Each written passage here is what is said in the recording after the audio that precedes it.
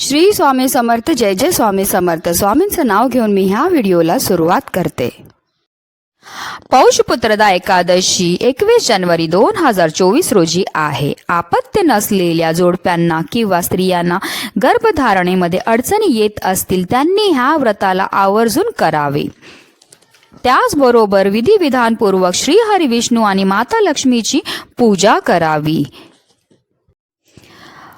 पुत्रदा एकादशीचे व्रत आपत्य प्राप्तीसाठी अत्यंत लाभदायक आहे. पौष पुत्रदा एकादशीचे व्रत करणाऱ्यांनी या दिवशी कथेचं पठण किंवा श्रवण नक्की करावं. त्यानंतरच हे जे व्रत आहे ते पूर्ण मानलं जातं. आणि त्याचबरोबर ह्या विशेष तिथीला जर आपण काही विशेष उपाय केले तर त्यामुळे आपल्या जीवनामध्ये असणारे सर्व दुःख दारिद्र्य हे नष्ट होण्यामध्ये मदतही मिळत असते. आणि उद्या आहे पुत्रदा एकादशी आणि पुत्रदा एकादशीच्या दिवशी आपल्याला आंब्याच्या पानांचा अतिशय प्रभावी असा उपाय करायचा ज्यामुळे आपलं रात्रीतून नशीब चमकून आपला भाग्योदयच होणार आहे. आपल्या आयुष्यामध्ये जे पण आपले स्वप्न आहेत ते सर्व पूर्ण होऊन आपल्या घराची, आपल्या मुलांची, आपल्या पतीची भरभरून अशी प्रगती होणार. त्याबद्दल सविस्तर माहिती मी तुम्हाला या व्हिडिओमध्ये देणार आहे. तर व्हिडिओ पूर्ण पहा आणि जर तुम्ही माझ्या चॅनलवर नवीन असतील तर चॅनलला सबस्क्राईब करा आणि शेजारी बेल आयकॉनसुद्धा प्रेस करा जेणेकरून तुम्हाला माझ्या नवनवीन व्हिडिओचं नोटिफिकेशन हे मिळत राहील.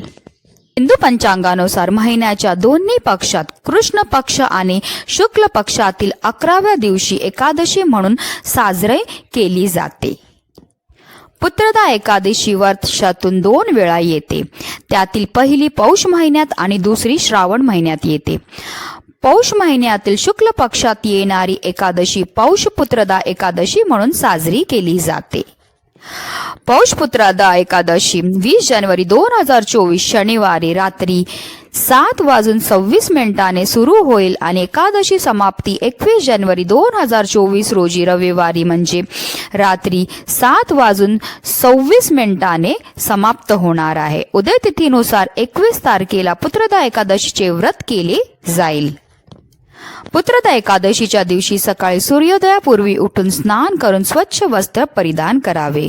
या दिवशी गंगा स्नान करण्याचे नियम आहे. स्नानानंतर व्रताचे संकल्प करावे व भगवान श्री हरी विष्णूंची विधिविधानपूर्वक पूजा करायची आहे. पंचोपचार विधींनी भगवान श्री हरी विष्णूंची पूजा करून त्यांना धूप, दीप, फुले, अक्षता, कुंकू फुलांच्या माळा आणि नैवेद्य अर्पण करावा. आणि पूजेनंतर पुत्रदा एकादशीची व्रताची कथा पठण किंवा श्रवण करायची. आणि म्हणूनच आपल्याला पुत्रदा एकादशीच्या दिवशी आंब्याच्या पानाचा जे अतिशय प्रभावी हा उपाय करायचा आहे. तर आंब्याच्याच पानाचा उपाय का करायचा सगळ्यात पहिला त्याबद्दल तुम्हाला थोडीशी मी माहिती देते. हिंदू धर्मात आंब्याची पानं खूप शुभ मानली जातात. या झाडाच्या पानापासून ते लाकडापर्यंत सर्व वस्तू पूजेमध्ये वापरली जातात. आंब्याच्या पानांचा उपयोग शुभ कार्यात होतो. आंब्याची पानं आणि लाकडाशिवाय हवनसह इतर सर्व पूजा देखील अपूर्ण ठरते. आंब्याच्या पानाचे अनेक उपाय केले जातात पण आंब्याच्या पानांचे जे पण आपण उपाय करतो त्यामुळे आपल्या जीवनामध्ये असणारे सर्व समस्या, सर्व त्रासांपासून आपल्याला मुक्तता तर मिळतच असते पण त्याचबरोबर जे भाग्य उजळण्याशिवाय वास्तुदोष दूर करण्याकरता आंब्याच्या पानांचा प्रभावी उपाय हा केला जातो. आंब्याच्या पानांना महादेवांचं वरदान आहे की त्याचा उपाय केल्यामुळे जे आपल्या घरामध्ये माता लक्ष्मीचा अखंड वास हा होत असतो. म्हणूनच प्रत्येक शुभ कार्यामध्ये आंब्याची पानं ही आवर्जून वापरली जातात. एवढं महत्त्व आहे आंब्याच्या पानाकरता. तर चला जाणून घेऊया आंब्याच्या पानाचा आपल्याला काय उपाय करायचं. तर ह्याच्याकरता आपल्याला 5, 7 किंवा 11 आंब्याची पानं घेऊन यायची आहेत. पण ही आंब्याची जी पानं आपण घरी घेऊन येणार आहेत ती छान असली पाहिजेत. म्हणजे कुठेही फाटलेली किंवा किडलेली किंवा तुटलेली नसावी.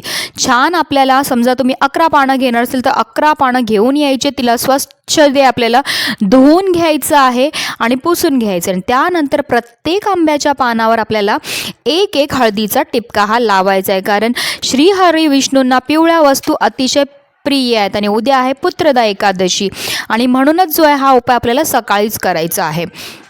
तर प्रत्येक पानाला जे आहे आपल्याला हळदीचा टिपका हा लावायचा आहे. त्यानंतर ह्याचं आपल्याला एक तोरण तयार करायचं आहे. सकाळी आपले स्नान झाल्यानंतर आपला मुख्य प्रवेशद्वार आपल्याला स्वच्छ पुसून घ्यायचं आणि त्यानंतर हे आंब्याचं जे तोरण आहे ते आपल्या प्रवेशद्वारावर आपल्याला लावायचं आहे.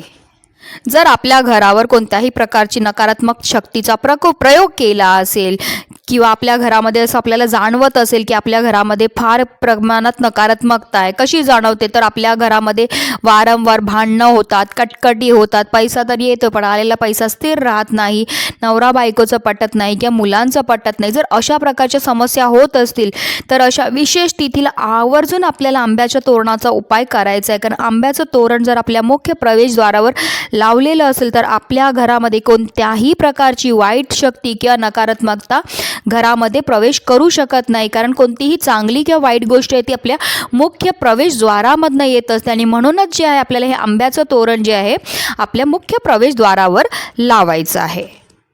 आंबा हा बजरंगबलीला सुद्धा खूपच प्रिय आहे आणि म्हणूनच जे आहे ज्या दारावर आंब्याचं तोरण लावलं जातं त्या घरामध्ये साक्षात श्री बजरंगबलींचा वास असतो आणि त्या घरामध्ये कधीही कोणत्याही प्रकारची नकारात्मकता प्रवेश करू शकत नाही. म्हणून नक्की हा आंब्याच्या तोरणाचा जो मी उपाय सांगितला आहे तो प्रत्येकाने करायचा आहे, ज्यामुळे आपल्या घरामध्ये कधीही कोणत्याही प्रकारची नकारात्मकता येणार नाही आणि आपल्या जीवनामध्ये नकारात्मकताच नसली तर आपल्या प्रत्येक क्षेत्रामध्ये आपल्याला यश हे मिळणारच आहे.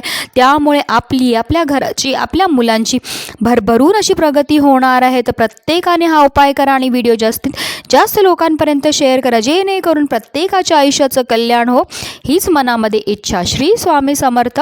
जय जय स्वामी समर्थ.